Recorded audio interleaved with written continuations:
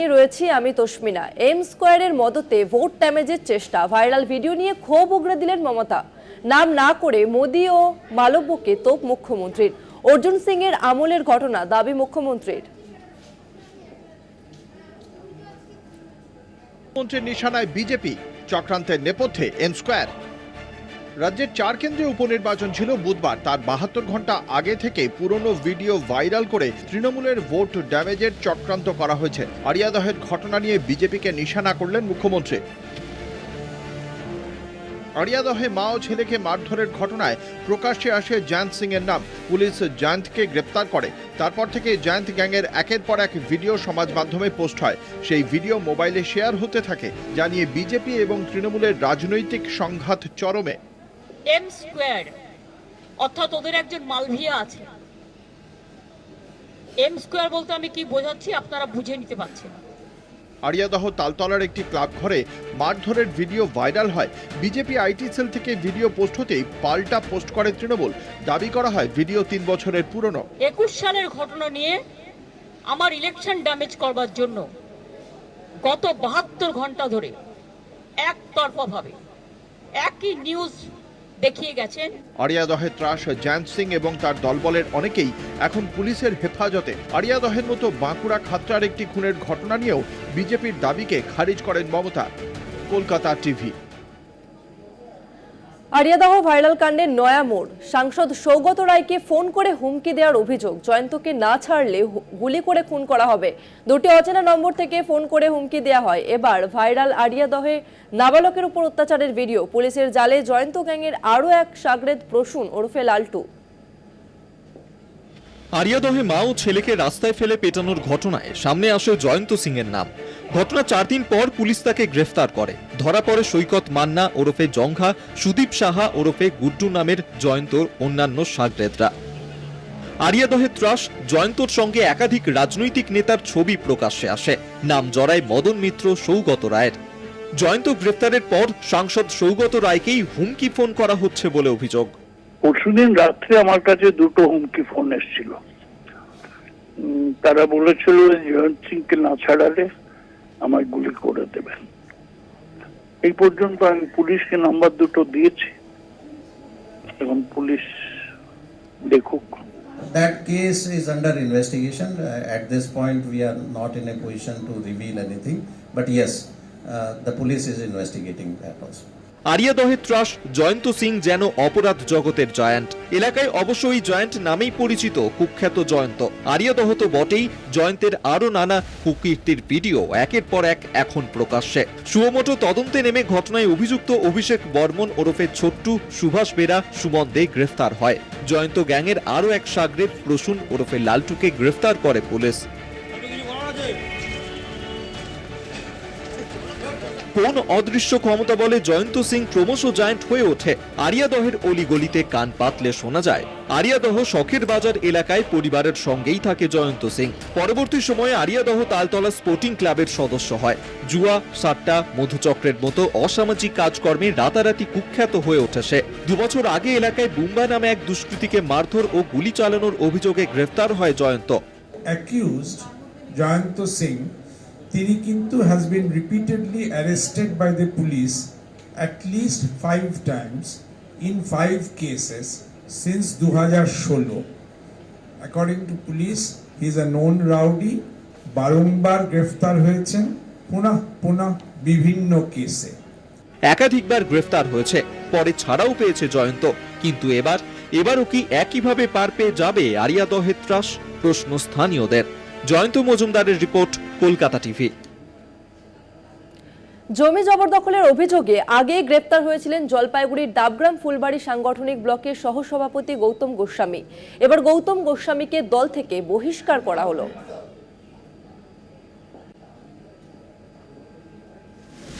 ডাবগ্রাম ফুলবাড়ি এলাকায় জমি মাফিয়া দৌরাত্ম্য নিয়ে সরব হন মুখ্যমন্ত্রী। পুলিশকে অ্যাকশন নিতে বলেন। এরপরে গ্রেপ্তার হন তৃণমূল নেতা দেবাশিস প্রামাণিক। দেবাশিসের বিরুদ্ধে ইতিমধ্যে ব্যবস্থা নিয়েছে তৃণমূল। মুখ্যমন্ত্রীর নির্দেশের পর দল থেকে বহিষ্কার করা হলো গৌতম গোস্বামীকে। ডাবগ্রাম ফুলবাড়ি ব্লক যুব তৃণমূল কংগ্রেসের সভাপতির বিরুদ্ধে সম্প্রতি জমি দখলের অভিযোগ ওঠে। শিলিগুড়ি সংলগ্ন ভোরের আলো পর্যটন কেন্দ্র। অভিযোগ, ওই এলাকার বাসিন্দা জুলাপি রায়ের জমি দখল করা হয়। দেবাশিসকে গ্রেপ্তারের পর দিল্লি থেকে গ্রেপ্তার করা হয় গৌতম গোস্বামীকে। দীর্ঘদিন ধরে দেখে এসেছি যে এই ধরনের বিষয়গুলো চলতো।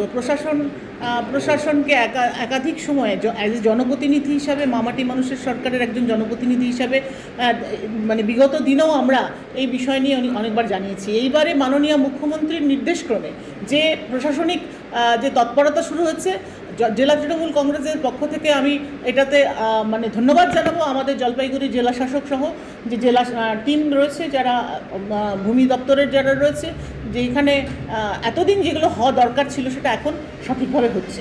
বর্তমানে পুলিশ হেফাজতে রয়েছেন গৌতম গোস্বামী। জমি কেলেঙ্কারিতে তার নাম জড়িয়ে যাওয়ার পর দিল্লিতে গা ঢাকা দেন গৌতম। দিল্লি থেকে তাকে গ্রেপ্তার করে শিলিগুড়ি পুলিশ কমিশনারেটের special operation group. Kolkata TV.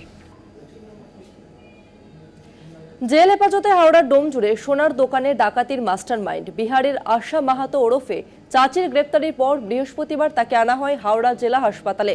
তার স্বাস্থ্য পরীক্ষার পর আদালতে তাকে তোলা হয়। জুয়েল থিপ সুবোধ গ্যাংয়ের রহস্যময়কে দেখে বোঝার উপায় নেই যে তিনি অপরাধী। বুধবার বিহারে পুলিশের জালে ধরা পড়েন ওই মহিলা। সুবোধ গ্যাংয়ের মহিলা চাচি নামে পরিচিত। ট্রানজিট রিমান্ডে বৃহস্পতিবার চাচিকে এ রাজ্যে নিয়ে আসা হয়। পরনে শাড়ি, কপালে সিঁদুর, দেখে বোঝার উপায় নেই বাংলায় একের পর এক অপরাধের নেপথ্যে এই চাচি। অপারেশনের নিখুঁত প্ল্যান ছকে দিতেন তিনি। ডোমজুড়ে সোনার দোকানে ডাকাতির ঘটনায় কিংপিন রবীন্দ্র সাহানিকে সব রকম সাহায্য করেন আশা দেবী ওরফে চাচি।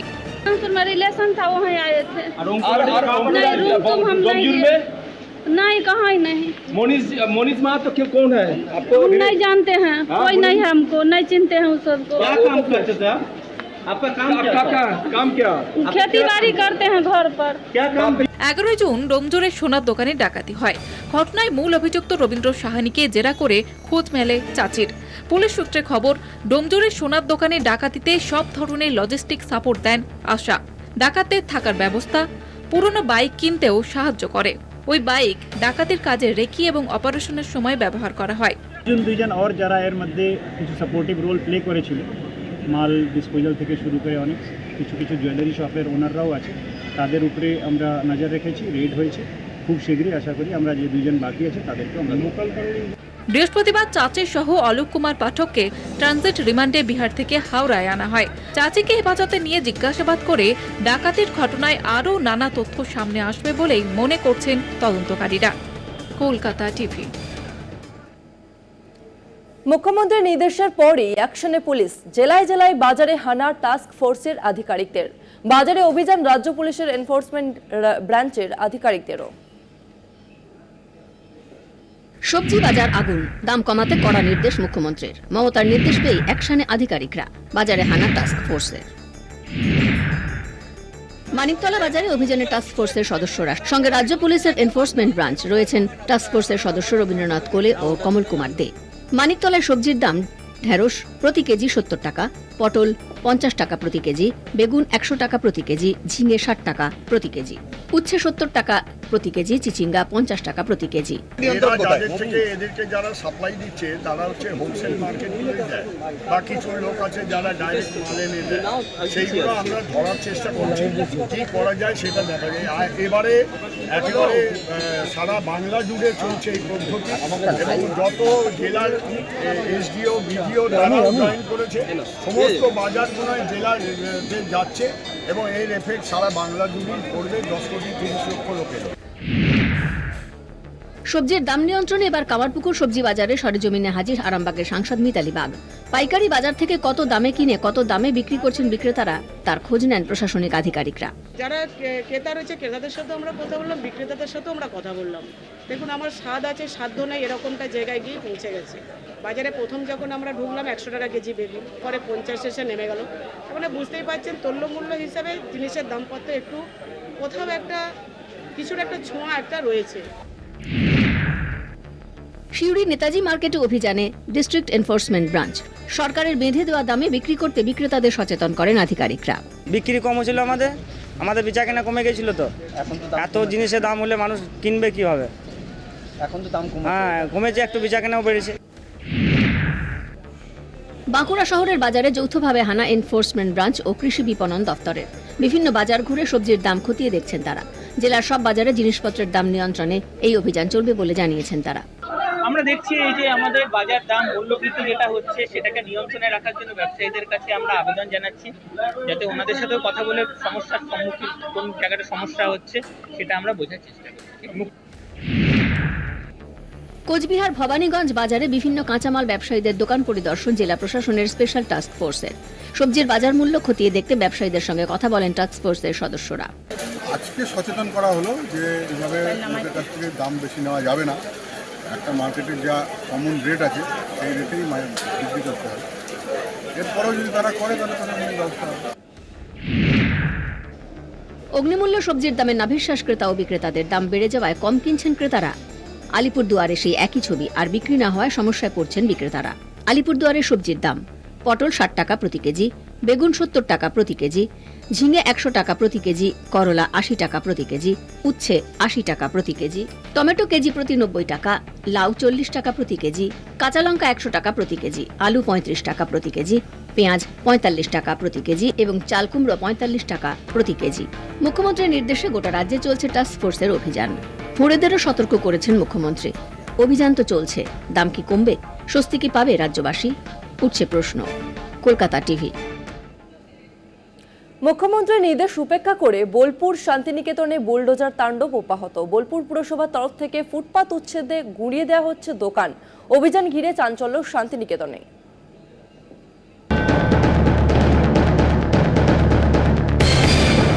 মুখ্যমন্ত্রী হকারদের 1 মাস সময় বেঁধে দিলেও থামেনি বুলডোজার দিয়ে গুঁড়িয়ে দেওয়া হচ্ছে ফুটপাথের দোকান। অব্যাহত দখলদার উচ্ছেদ। রবি ঠাকুরের শহরে তাসের ঘরের মতো ভাঙছে দিন আনি দিন খায় মানুষের একমাত্র সম্বল। ছেলে করেছিল খাবার দোকান, না তো ওটা থেকে সুন্দর চলতো, ছেলে তো নাই, ছেলে মারা গেছে, শাশুড়ি মরে যা করি এখন তো করা গেছে না, লোকের দূর কাজ ছাড়া। বোলপুর পুরসভার তরফে জানানো হয়, শহরের সৌন্দর্যায়নেই এই অভিযান। আমরা শুরু করেছি আপনার শান্তিনিকেতন রোডের ওপরে সাম্বাটি অবধি আমরা অভিযান চালাম। দেখলেন দুদিকে মানুষজন যেভাবে নোংরা জমিয়ে রেখে দিয়েছিল, সেই নোংরাগুলো আমরা পৌরসভার পক্ষ থেকে পরিষ্কার পরিচ্ছন্ন করলাম। যদিও অনেকের মতে এমন অনেক দোকান ভাঙা হচ্ছে যেগুলো আদৌ রাস্তার ওপরে নেই, ফুটপাত থেকে বেশ দূরে, যার জেরে লাগাতার এই উচ্ছেদে ক্ষোভে ফেটে পড়েন স্থানীয়রা। এখানে প্রচুর জায়গা আছে ফাঁকা ভ্যাকেন্সি, তো ওগুলোকে উচ্ছেদ করার আমার মনে হয় যে এটা এক্সেস হয়ে যাচ্ছে, তাই না? মানুষ যতটা চলাফেরা করতে পারবে ততটা ছেড়ে মানুষ যেন আমার বসতি বা ব্যবসা করতে পারে সেরকম ব্যবস্থা করুক। আর ছাড়ার পরেও যদি এক্সেসভাবে উচ্ছেদ করে সেটা আমার মনে হয় দিদির পক্ষে ঠিক নয়। আর কয়েক মাস পরেই শুরু হবে বাঙালির সবচেয়ে বড় উৎসব। তার কয়েক মাস আগে উচ্ছেদের জেরে মুহূর্তের মধ্যে রুজিরুটি হারাচ্ছেন প্রায় কয়েকশো মানুষ। শহর সুন্দর ও যানজটমুক্ত করতে প্রশাসনের এই অভিযানের কারণে চিন্তা বেড়েছে সাধারণের। সরকার থেকে পুনর্বাসনের আশ্বাস দিলেও কবে পাবেন নতুন ঘর, কবেই বা আবার শুরু করতে পারবেন ব্যবসা, সব মিলিয়ে দিশেহারা শান্তিনিকেতন। বোলপুর থেকে মনা বীরবংশীর রিপোর্ট, কলকাতা টিভি।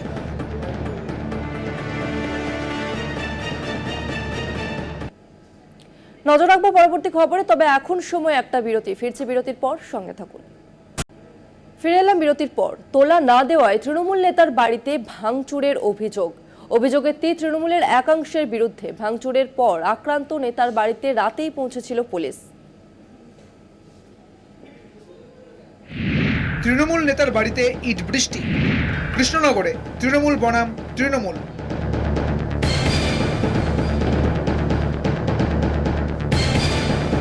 কৃষ্ণনগরে তোলাবাজির অভিযোগ ঘিরে তুলকালা। শিরোনামে তৃণমূল বনাম তৃণমূল। পরিস্থিতি এতটাই ঘোরালো হয় যে স্থানীয় তৃণমূল নেতার বাড়িতে রাতে হামলা হয়। ইট বৃষ্টি ভাঙচুরে উত্তপ্ত হয়ে ওঠে এলাকা। কেন হামলা, নেপথ্যে কারা? কৃষ্ণনগরের কোতোয়ালির তৃণমূল নেতা সৌমিত্র সাহা অভিযোগ, 2 কাঠা জমি বিক্রি করার সময়ে তাঁর কাছে প্রায় 2 লক্ষ টাকা তোলা চাওয়া হয়। তোলা দিতে রাজি না হওয়ায় হামলার শিকার হন ওই তৃণমূল নেতা। গোটে শেখ, আর হলো পিন্টু শেখ, আর একটা নেপাল শেখ। এরা কি করে? এরা সবই ওই জমি দালালি আর ওই অ্যান্টি সোশ্যাল, এরা সব ডাকাতি, চুরি, ডাকাতি, ছিনতাই সব কিছু করে এরা। এটা কি কোনো রাজনৈতিক দলের সাথে যুক্ত তারা? না না, কোনো রাজনৈতিক দলের সঙ্গে এরা যুক্ত না, আমি জানি যতটুকু যুক্ত না, বা থাকতেও পারে কারোর সঙ্গে থাকে তো আমরা জানতে পারি না, অথচ এরা থাকে হয়তো সেরকম থাকতেই পারে, আমি সেটা জানি না। এরা গলার গেঞ্জিটা ধরে ছিঁড়ে দেওয়া হয়েছিল, আমার গলার যে সোনার চেন আছে ওটাও ছিঁড়ে দেওয়ার চেষ্টা করা হয়েছিল, আমাকে ওইখানেও মারার চেষ্টা করা হয়েছিল, কিন্তু অনেকজন ছিল তারা ঠেকিয়ে দেয়, ওর জন্য কিছু করতে পারিনি তখন। সেটাই সম্পূর্ণ আতঙ্কের মধ্যে রয়েছে। হ্যাঁ, তাহলে পরীক্ষাটা যদি নষ্ট হলো তাহলে কি করবা? তাহলে এখন কি করব, এখন কিছু তো করার তো নেই এখন। জমি রেজিস্ট্রির দিনেও একইভাবে হামলা হয় বলে অভিযোগ। এই ঘটনায় স্থানীয়দের নিরাপত্তা নিয়ে প্রশ্ন উঠেছে। তোলাবাজি দিতে হবে, সেই তোলাবাজি দিতে তিনি অস্বীকার করেছেন বলে গভীর রাতে তার বাড়ি ভাঙচুর করা এবং রেজিস্ট্রির দিন তাকে হেনস্থা করা হয় কোর্টের মধ্যে আমরা জানতে পেরেছি কোন রাজত্বে আমরা বাস করছি। যারা এর সাথে যুক্ত, সে তৃণমূল হোক আর তৃণমূলের অন্য গোষ্ঠী হোক, এটা নিন্দনীয় ঘটনা। যার সাথে এরা যুক্ত তাদেরকে গ্রেপ্তার করে দৃষ্টান্তমূলক শাস্তির দাবি আমরা করছি। এখানে তৃণমূল কংগ্রেস এর এত নেতৃত্ব এই এলাকায়, প্রতিদিন এই গণ্ডগোল লেগে আছে কে এলাকার দখল নেবে। আমরাও একটা সময় তৃণমূল করতাম, কিন্তু 2022 সালের পৌর নির্বাচনে আমাদেরকে তৃণমূল কংগ্রেস, পার্থ চ্যাটার্জি যিনি তখন এখানকার মুখ্য সচেতক ছিলেন, তিনি আমাদের সাসপেন্ড করেন। তারপর থেকে আমরা পরবর্তীকালে তৃণমূল কংগ্রেসের সাসপেন্ড হওয়ার পর আমরা জাতীয় কংগ্রেসের প্রতীকে এখান থেকে জিতি এবং আমরা এলাকার শান্তি শৃঙ্খলা বজায় রাখবার জন্য তৃণমূল, সিপিএম, বিজেপি প্রতিটা মানুষের কাজে আমরা থাকি এবং সবাইকে নিয়ে শান্তি শৃঙ্খলা বজায় রাখবার আহ্বান জানিয়েছি। কিন্তু এখানে নেতৃত্ব এবং এলাকার দখল নিয়ে একটা লড়াই চলছে। তৃণমূলের বুথ সভাপতির বাড়িতে হামলার অভিযোগের তীর তৃণমূলের দিকে। তৃণমূলের কে সদস্য হলো কি না হলো, এর সাধারণ লোক হলো, যে কোনো ধরনের অপরাধকেই আমরা কঠোরভাবে নিন্দা করি। আমরা একে প্রশ্রয় দিই না, সে দলেরই হোক, যে ইয়েরই হোক, যে পার্টিরই হোক। পুলিশ এদেরকে দমন করুক, আমরা চাই। এক দুষ্কৃতী তাণ্ডবের পর রাতেই পুলিশ পৌঁছয় ওই তৃণমূল নেতার বাড়িতে। হামলার নেপথ্যে কে বা কারা, তদন্ত শুরু করেছে কোতোয়ালি থানার পুলিশ। কলকাতা টিভি।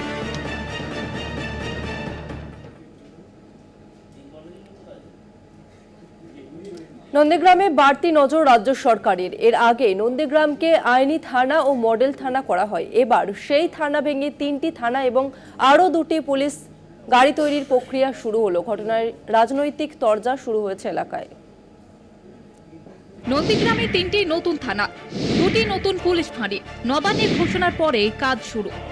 নন্দীগ্রাম থানা ভেঙে তৈরি হচ্ছে নতুন থানা ও ফাঁড়ি। হলদি নদীর পাড়ে নন্দীগ্রাম সোনাচোরা ফাঁড়ির কাজ ইতিমধ্যেই শুরু হয়েছে। নন্দীগ্রামে হিংসা অশান্তির অভিযোগ লেগেই থাকে। বারবার প্রশ্নের মুখে পড়ে নন্দীগ্রামের আইন শৃঙ্খলা। এই পরিস্থিতি এড়াতেই নন্দীগ্রাম থানা বিন্যাসের কথা ঘোষণা করে নবান্ন। নন্দীগ্রামে কোন কোন থানা? রেয়াপাড়া ও তেখালি ফাঁড়ি। এই 2 ফাঁড়িতে হচ্ছে নতুন 2 থানা। এছাড়াও আরও 2টি নতুন ফাঁড়ি হচ্ছে সোনাচোরা ও রামচকে। তৃণমূল কংগ্রেস দলটা হচ্ছে দুর্বৃত্ত আর পুলিশদের দল। এই দলটা পুলিশ প্রশাসন যদি না থাকে, তৃণমূলকে সাপোর্ট যদি না করে, তাহলে 1 মিনিটও লাগবে না এই রাজ্য থেকে এই তৃণমূল কংগ্রেস দলটা উঠে যাবে। এই জায়গায় পুলিশ প্রশাসন দিয়ে এই রাজ্যে কিছু হচ্ছে না। এই রাজ্যের আইন শৃঙ্খলা পুরোপুরি দুর্বৃত্তদের হাতে চলে গেছে। শাহজাহান, জেসিবি আর ওই জয়ন্ত সিংদের হাতে চলে গেছে। তো সেই জায়গায় থানা বাড়িয়ে কোনো লাভ নেই। এখানে মুখ্যমন্ত্রী অর্থাৎ পুলিশ মন্ত্রী যিনি আছেন, মমতা ব্যানার্জি, ওনাকে মানুষ চাইছে যে উনি স্বরাষ্ট্র মন্ত্রক থেকে পদত্যাগ করুন। পাল্টা তৃণমূলের দাবি, মুখ্যমন্ত্রী মানুষের নিরাপত্তার কথা ভেবেই থানা বাড়িয়েছেন। মুখ্যমন্ত্রী মমতা বন্দ্যোপাধ্যায় মা মাটি মানুষের সরকার, তিনি যা বলেন তা তিনি করেন এবং এই নন্দীগ্রাম মানুষের নিরাপত্তার কথা ভেবেই 3টি থানা এবং 2টি ফাঁড়ি হচ্ছে। অলরেডি একটি ফাঁড়ি সোনাচূড়া জিপিতে, ওই একটি ফাঁড়ি ওটা কিন্তু কমপ্লিট হয়ে গেছে। বিরোধীরা বাধা দিচ্ছে, কারণ তারা যে অপকাণ্ডগুলো করেছে বা করছে, অত্যাচার করছে মানুষের ওপরে, সেগুলো আর করতে পারবে না, তাই তারা বাধা দিচ্ছে। রাজ্য রাজনীতিতে বারবারই বড় নাম নন্দীগ্রাম। থানা ও পুলিশ ফাঁড়ি বাড়ানো নিয়ে রাজনৈতিক দরজার মধ্যে প্রশাসনিক কাজ অব্যাহত। সৌম্যজিৎ চট্টোপাধ্যায়ের রিপোর্ট, কলকাতা টিভি। সরকারি প্রকল্পের সুবিধা থেকে বঞ্চিত একাদশ শ্রেণীর ছাত্রী। অভিযোগ, সরকারি নথিতে তাকে বিবাহিত উল্লেখ করে তার কন্যাশ্রীর ফর্ম বাতিল করা হয়েছে। কাঠগড়ায় সরকারি কর্মী। কন্যাশ্রীর সুবিধা থেকে বঞ্চিত ছাত্রী, কাঠগড়ায় তদন্তকারী সরকারি কর্মী। কাটমানি না দেওয়ায় বিপাকে ছাত্রী, সরকারি নথিতে তাকে বিবাহিত উল্লেখ। প্রায় 1.5 বছর ধরে পঞ্চায়েত ও ব্লক দপ্তরে ঘোরাঘুরি করেও কোনো সুরাহা মেলেনি। অবশেষে বিডিওর কাছে লিখিত অভিযোগ দায়ের রতুয়ার বাটনা জেএমও সিনিয়র মাদ্রাসার একাদশ শ্রেণীর ছাত্রী সুলতানা পারভিনের। অভিযোগ পেয়ে স্থানীয় বিডিও রাকেশ টোপ্পো জানান, তদন্ত শুরু হয়েছে। অভিযোগ প্রমাণিত হলে সরকারি কর্মীর বিরুদ্ধে যথাযথ আইনি পদক্ষেপ করা হবে। অভিযোগ, সুলতানার ফর্মটিতে অনুমোদন দিয়ে ব্লকে পাঠাতে ঘুষের দাবি করেছিলেন পঞ্চায়েত দপ্তরের কর্মী শান্তনু দাস। দাবি না মানায় তিনি তার রিপোর্টে সুলতানাকে বিবাহিত বলে উল্লেখ করেন। অভিযোগ এমনটাই, এর জেরে সুলতানার ফর্ম বাতিল হয়ে যায়। পঞ্চায়েতে যেয়ে বললাম শান্তনুরকে, উনি বললো কি কিছু টাকা লাগবে। তো আমরা বলছি কিসের টাকা লাগবে, এটা তো টাকা লাগে না বলে আমরা করছি, যাচ্ছি ওর কাছে। 1.5 বছর থেকে আমাকে এটা ওটা করে ঘুরাচ্ছে। বাটনা জেএমও সিনিয়র মাদ্রাসার ভারপ্রাপ্ত শিক্ষক আনোয়ারুল হক জানান, প্রশাসন মেয়েটির কন্যাশ্রী পাওয়ার ব্যবস্থা করুক।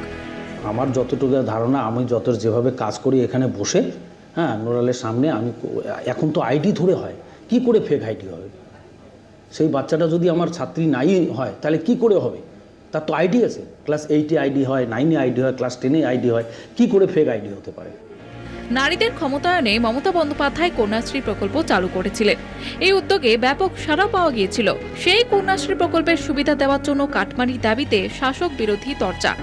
আমাদের দলকে মেলাইন করার জন্য, মুখ্যমন্ত্রীর ছবিকে খারাপ করার জন্য এবং অবিলম্বে এই কর্মচারীকে বরখাস্ত করা উচিত, তদন্ত করে বরখাস্ত করা উচিত। কন্যাশ্রী প্রকল্প নিয়ে কোনো সরকারি কর্মী যদি এগুলো নিয়ে নোংরামো করে, কঠোর থেকে কঠোরতম শাস্তি হবে, এই বিশ্বাস আপনারা রাখুন। একজন মেয়ে কন্যাশ্রী প্রকল্পের আবেদন করছে, সে কাটমানি দিবে না বলে তাকে বিবাহিত দেখানো হচ্ছে, তার কন্যাশ্রীর ফর্মটা ক্যান্সেল করে দেওয়া হচ্ছে, সে বিডিওর কাছে যাচ্ছে, ডিএমের কাছে যাচ্ছে, এখনও পর্যন্ত কোনো ব্যবস্থা হলো না। এটাতে মুখ্যমন্ত্রীর যে কথা, তার অসরতাই প্রমাণ হচ্ছে। অভিযোগ প্রমাণিত হলে পঞ্চায়েত কর্মীর বিরুদ্ধে কি ব্যবস্থা গ্রহণ করে তার দিকে তাকিয়ে ছাত্রী ও তার পরিবার। ওই ছাত্রী কি প্রকল্পের প্রাপ্য টাকা পাবে, নাকি প্রকল্প থেকে বঞ্চিত হবে সে? এই প্রশ্নই ঘুরপাক খাচ্ছে। কলকাতা টিভি।